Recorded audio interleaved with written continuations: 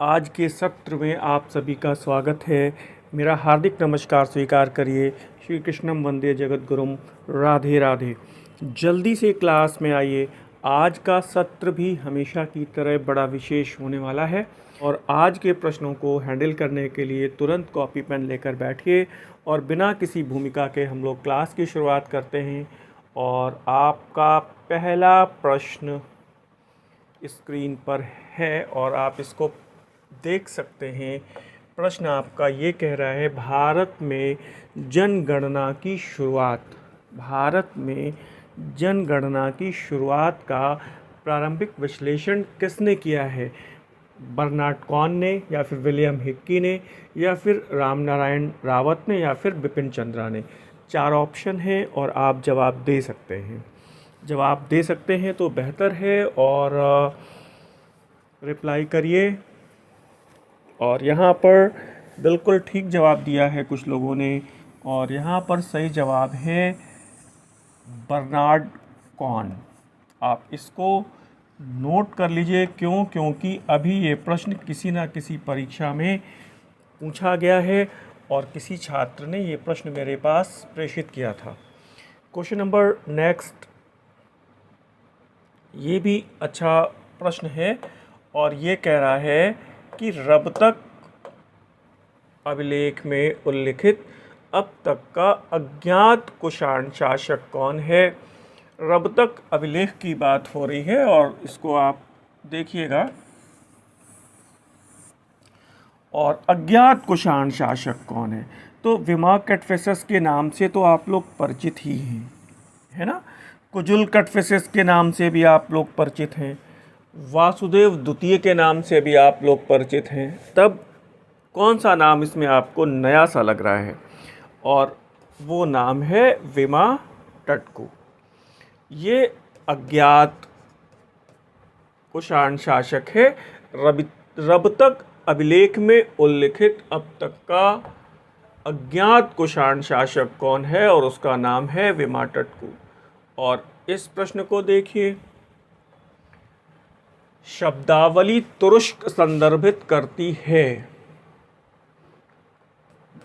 दक्कनी लोगों को, अफाकी, अफगानी, या फिर तुर्क लोगों को? मुझे बताएंगे।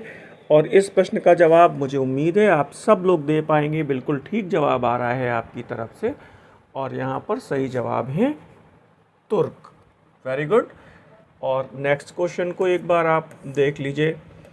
और इस प्रश्न से जुड़ा हुआ कुछ मैंने अभी आपसे पिछले लेक्चर में भी डिस्कस किया है। देवी महामात्यम अध्याय किस पुराण में उपलब्ध है? शिव पुराण, वायु पुराण, मार्कंडेय पुराण, या फिर अग्नि पुराण?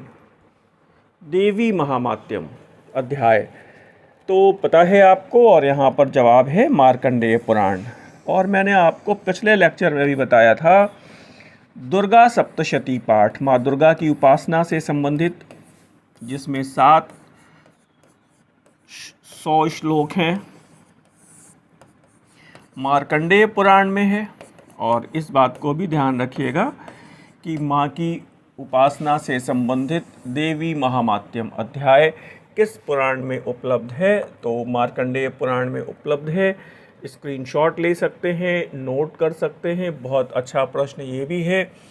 डेंड्रोक्रोनोलॉजी का संबंध है, डेंड्रोक्रोनोलॉजी का संबंध है।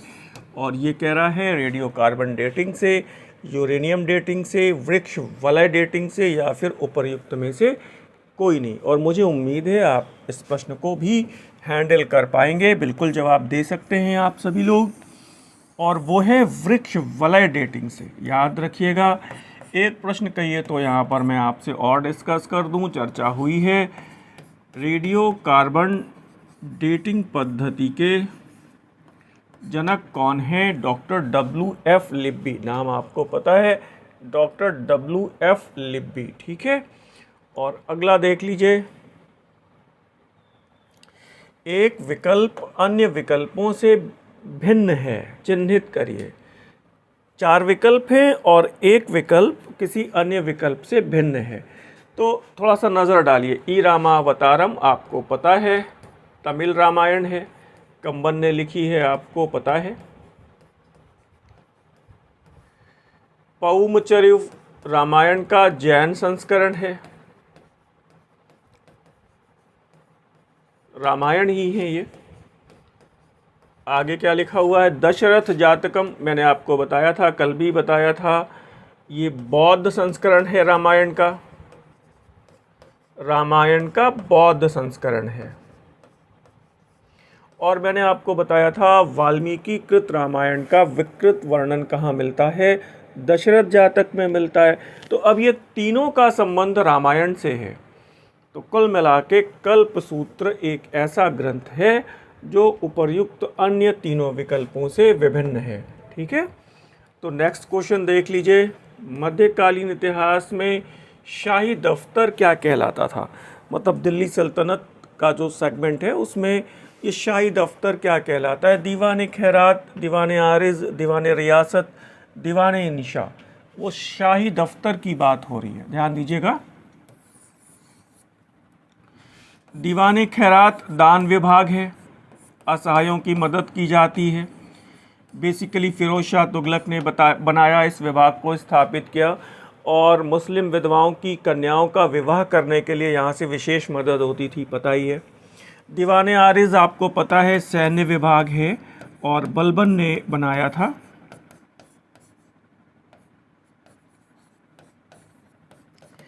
दीवान रियासत आप बताइए किसने बनाया, और ये अलाउद्दीन खिलजी ने स्थापित किया है। और आपको पता है ये विभाग किस व्यवस्था से संबंधित है, दीवान रियासत।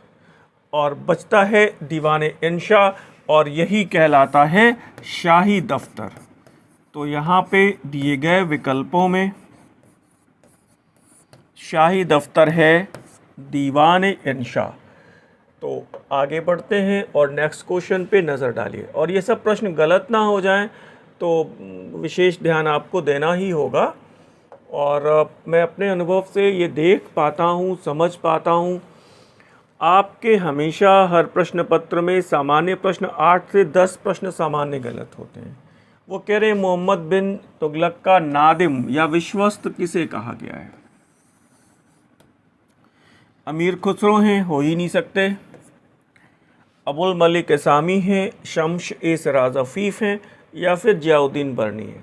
तो जवाब दिख रहा है और वो हैं जियाउद्दीन बर्नी। ठीक है, मोहम्मद बिन तुगलक के विश्वस्त हैं जियाउद्दीन बर्नी। देखते रहिएगा। और फिर ये है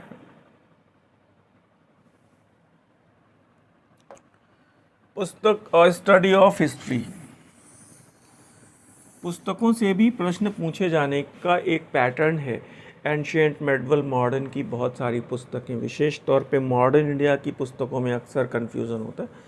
और स्टडी ऑफ हिस्ट्री किसकी है, E.H. कार है, मार्क ब्लॉक, या फिर इरफान हबीब, या फिर टॉयनबी। तो जवाब देंगे आप, बताइए मुझे जल्दी से। और ये जवाब है टॉयनबी।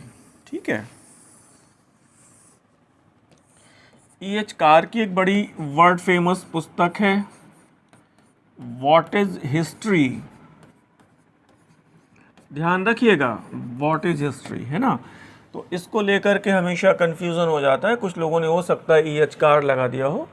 और ये आपके सामने एक रिमार्क है, E.H. कार की पुस्तक व्हाट इज हिस्ट्री, ध्यान रखिएगा। ठीक है, और आगे देखिए, ये पुस्तक भी बड़ी फेमस है, the kingdom of God is within you. Gandhi के व्यक्तित्व को अत्यधिक प्रभावित करने वाली पुस्तक के लेखक कौन है, Henry Blavatsky, Henry David Thoreau, John Ruskin, Leo Tolstoy. The kingdom of God is within you कौन है बताइए, और फटाफट जवाब दिया करिए। और जवाब है यहाँ पे लियो टॉलस्टॉय। ठीक है, हेनरी डेविड थीरो की एक निबंध है, ऐसा कह सकते हैं, सिविल डिसओबीडियंस।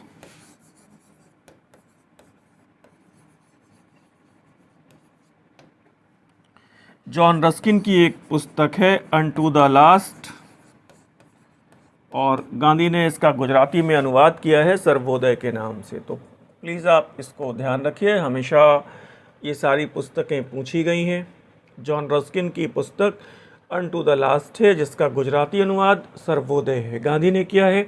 ध्यान रखिएगा, ये प्रश्न भी कई बार पूछा गया है। और फिर ये है भारतीय पौराणिक परंपराओं में द गॉड ऑफ वॉर कौन है, किन्हें कहा गया है द गॉड ऑफ वॉर। तो अब हिंदी में अगर इसको ऐसे कहें तो युद्ध का देवता कौन है, युद्ध के देवता कौन है। तो विकल्पों पर थोड़ा ध्यान दीजिएगा, देवताओं के सेनापति कौन हैं, ऐसा भी प्रश्न कई बार आया है, देवताओं के सेनापति कौन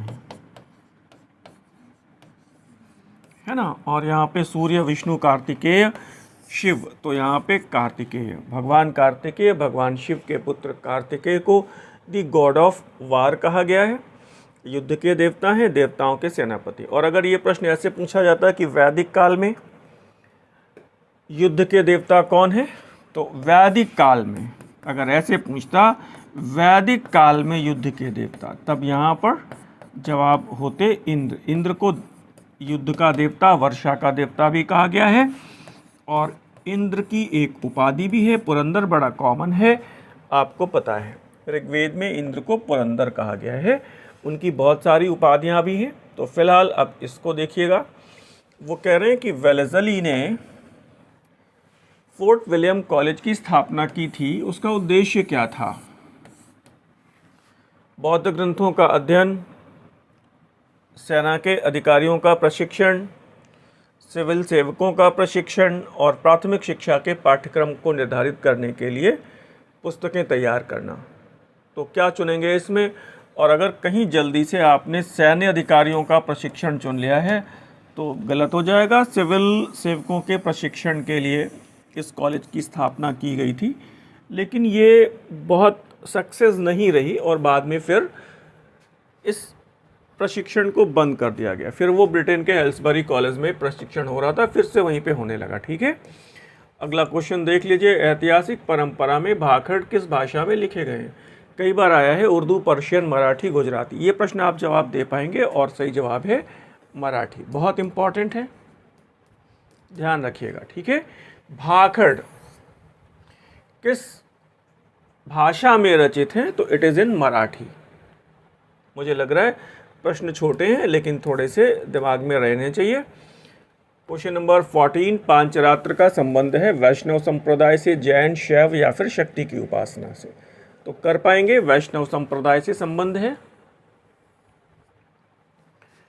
पांचरात्र जो व्यवस्था है, पांचरात्र जो धर्म है, उसका संबंध वैष्णव संप्रदाय से है। नारायण के उपासकों को पांचरात्र कहा गया है। ठीक है ना। और अब आप देखिए, ये प्रश्न अशोक के अभिलेखों से है।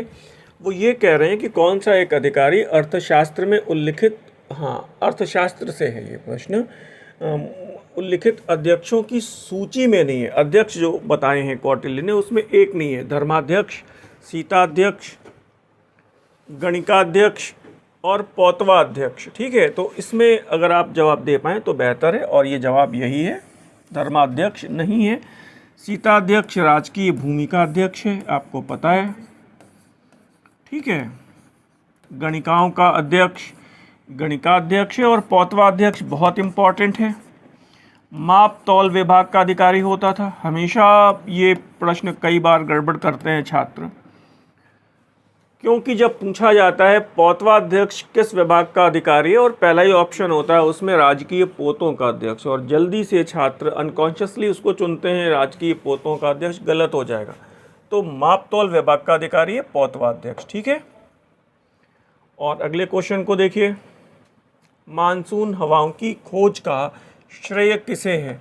चार ऑप्शन हैं, हिप्पालस हैं, डायोडोरस हैं, हेलियोडोरस हैं, या फिर इनमें से कोई नहीं है। इस प्रश्न को हमेशा की तरह आप कर पाएंगे, और ये जवाब है हिप्पालस। यहाँ पर आपको एक सामान्य मैं इंफॉर्मेशन दे रहा हूँ। एक हम लोगों की ऑनलाइन टेस्ट सीरीज़ चल रही है, आप उस ऑनलाइन टेस्ट सीरीज़ में जुड़ सकते हैं। उसमें इतिहास के ही प्रश्न होते हैं, केवल 125 प्रश्न होते हैं, जो इतिहास के तीनों खंडों में, एंशिएंट, मेडिवल, मॉडर्न में बराबर विभाजित होते हैं।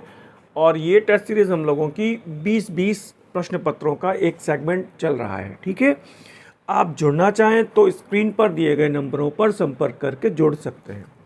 जल्दी ही हम लोग एक टॉपिक वाइज सीरीज़ भी हम लोग शुरू करेंगे। टॉपिक वाइज सीरीज़ का जो अनाउंसमेंट है वो जल्दी ही होगा, और हर टॉपिक पे, बड़े टॉपिक पे आपको लगभग 250 प्रश्न मिलेंगे। जो छोटे टॉपिक हैं उनमें लगभग आपको 125 प्रश्न मिलेंगे। ये टेस्ट सीरीज़ हमारी प्रागैतिहासिक काल से शुरू होकर टॉपिक वाइज और 1965 तक भारत की विदेश नीति तक जाएगी। तो इच्छुक छात्र आप चाहें तो इस टेस्ट सीरीज़ में अपना नामांकन सुनिश्चित करने के लिए जानकारी प्राप्त कर सकते हैं। हम लोगों की इस पढ़ाई की श्रृंखला में, टेस्ट सीरीज़ की श्रृंखला में और आपके रिवीजन की श्रृंखला में एक हम लोगों की इतिहास की बुकलेट है जो बड़े ही गहन शोध और परिश्रम से आपके लिए तैयार करवाई गई है। ये 250 पन्ने की एक बुकलेट है, जैसा कि आप देख पा रहे हैं।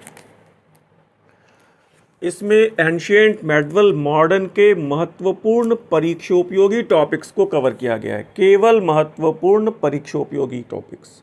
आप इस बुकलेट को अपनी रिवीजन की प्रक्रिया में, ध्यान दीजिएगा, रिवीजन की प्रक्रिया में इसको शामिल कर सकते हैं। और इस बुकलेट को मंगाने के लिए, टेस्ट सीरीज़ के विषय में जानकारी प्राप्त करने के लिए आप स्क्रीन पर दिए गए नंबरों पर व्हाट्सएप के माध्यम से जानकारी प्राप्त कर सकते हैं। और अब हम लोग अगले क्वेश्चन की तरफ आते हैं। आराम से बैठिए और नए प्रश्नों को नोट करते चलिएगा। कौन सा एक जो चीनी यात्री है जो ताम्रलिप्ति बंदरगाह पर आया था? फायान इत्सिंग या फिर ह्वेनसांग या फिर इनमें से कोई नहीं। ताम्रलिप्ति बंदरगाह वेस्ट बंगाल की बात हो रही है, पश्चिम बंगाल की बात हो रही है, और उसमें अगर आपने कहीं जल्दबाजी में ह्वेनसांग को चुना है तो ये जवाब गलत है, और यहाँ पे जवाब है इत्सिंग। ठीक है, ध्यान रखिएगा, ताम्रलिप्ति बंदरगाह पर इत्सिंग। और अक्सर करके एक प्रश्न ऐसे भी आया है, कौन थल मार्ग से आया, जल मार्ग से गया? कौन जल मार्ग से आया, जल मार्ग से गया? कौन सा यात्री थल मार्ग से आया, थल मार्ग से गया? इसके संदर्भ में भी कई सारे प्रश्न हैं, मैंने डिस्कस किए हैं पिछले लेक्चर्स में। आप ध्यान से अगर देखना चाहें तो नोट कर सकते हैं। ये कह रहा है कि विनियमन अधिनियम ने निम्नलिखित में से किसकी स्थापना की? विनियमन अधिनियम है क्या? तो इसको बार बार याद रखिएगा, ये रेगुलेटिंग एक्ट है। ये रेगुलेटिंग एक्ट है 1773। गवर्नर जनरल की स्थिति और सर्वोच्च न्यायालय दोनों, वायसराय सर्वोच्च न्यायालय या फिर गवर्नर जनरल की स्थिति। तो आप ध्यान रखिएगा, इसमें दोनों ही स्थितियां हैं। बंगाल के गवर्नर को अब बंगाल का गवर्नर जनरल घोषित कर दिया गया, वार्न हेस्टिंग्स है। और सर्वोच्च न्यायालय की स्थापना हुई कलकत्ता में 1774 में। ध्यान रखिएगा, 1773 के अधिनियम से कलकत्ता में सुप्रीम कोर्ट की स्थापना हुई। और एक प्रश्न ये भी पूछा जाता है कि कृपया ये बताइए इसके मुख्य न्यायाधीश कौन थे? तो उनका नाम है इम्पे, एलिजा इम्पे। मैंने लिखा है, आप नोट कर लीजिए। इनके सहायक भी 3 न्यायाधीश हैं। मुझे उम्मीद है आपको उनके नाम पता ही होंगे। और अब देखिएगा, तारीख़ अल्फ़ी को लिखा गया किस शताब्दी में? 15वीं, 13वीं, 16वीं, 14वीं। और आपको पता है इस्लाम के 1000 वर्ष पूरे होने की खुशी में, उपलक्ष्य में अकबर ने इस ग्रंथ को तैयार करवाया था, और यहाँ पर सही जवाब है 16वीं शताब्दी में। क्लियर हुआ? जहाँ पे डाउट हो उसको नोट करिएगा। कुछ और अगर आपको कहीं पर डाउट्स होते हैं तो आप मुझे व्हाट्सएप पर प्रश्न अपने भेज सकते हैं। मनसबदार का पद कैसे निर्धारित होता है? उसके जात से, या फिर वो तुरानी है या ईरानी है, दुई अस्पा से, या उसके सवार पद से? तो बताएंगे आप। तो सही बात है, उसके जात पद से। ध्यान रखिएगा, पद उसका उसके जात पद से निर्धारित होता है। 2 शब्दों का उल्लेख मिलता है, जात और सवार। मनसबदारी व्यवस्था मैंने आपको कभी बताई थी बढ़िया डिटेल से। किसी भी मनसबदार का जो ओहदा है, जो उसको प्रदत्त मनसब है, वो किसी भी दशा में जात के बगैर नहीं हो सकता। सवार के बगैर तो हो सकता है, लेकिन जात के बगैर नहीं हो सकता। तो ये क्या दिखाई पड़ रहा है कि पद किससे निर्धारित होता है? जात पद से।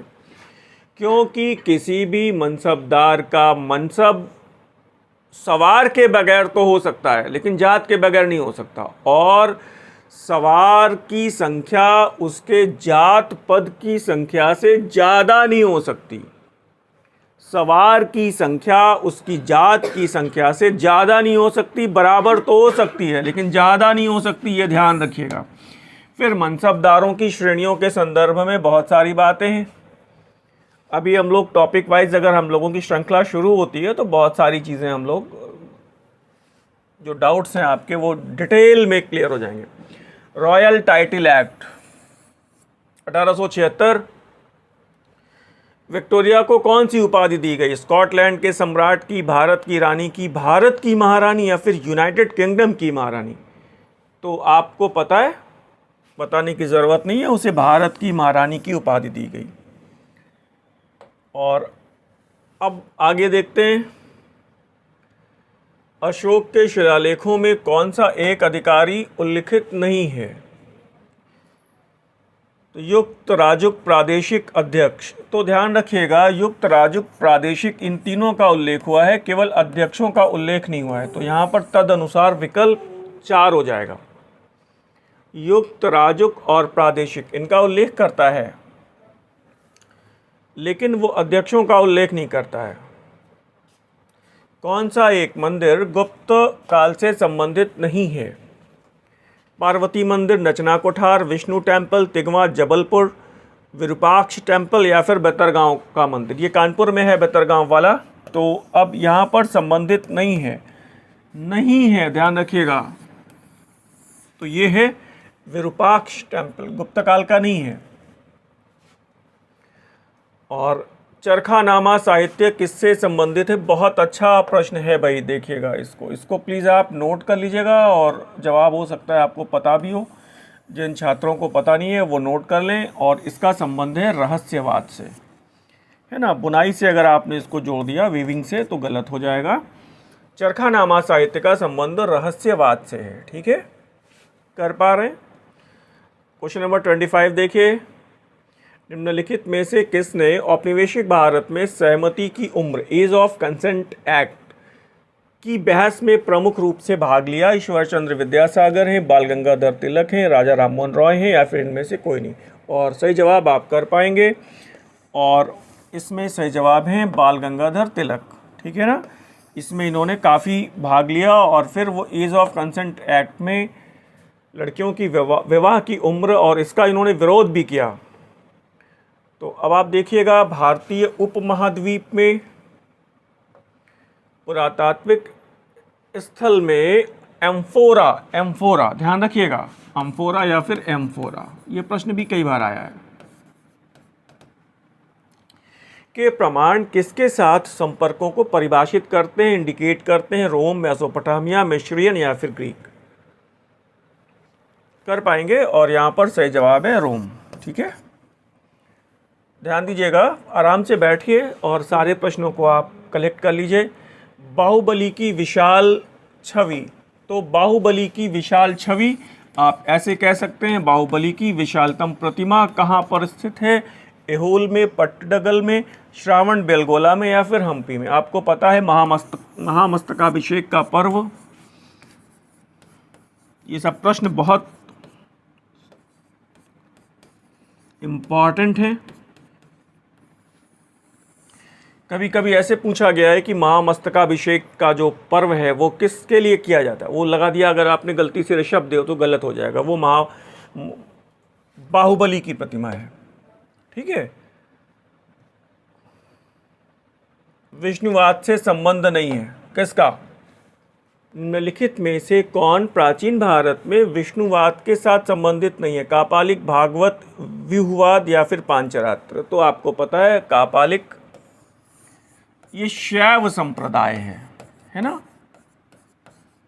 कापालिक, कालामुख, मत्तमयूर, पाशुपत, ये सब शैव संप्रदाय के पार्ट्स हैं। प्रश्न सरल हो रहे हैं, गलत नहीं होने चाहिए, और गलत ना हो तो ज़्यादा बेहतर है।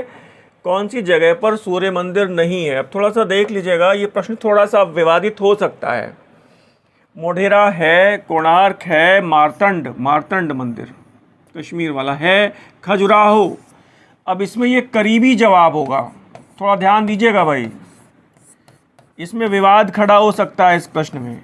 अब दिए गए विकल्पों के अनुसार इसमें करीबी जवाब आपको खजुराहो देना पड़ेगा।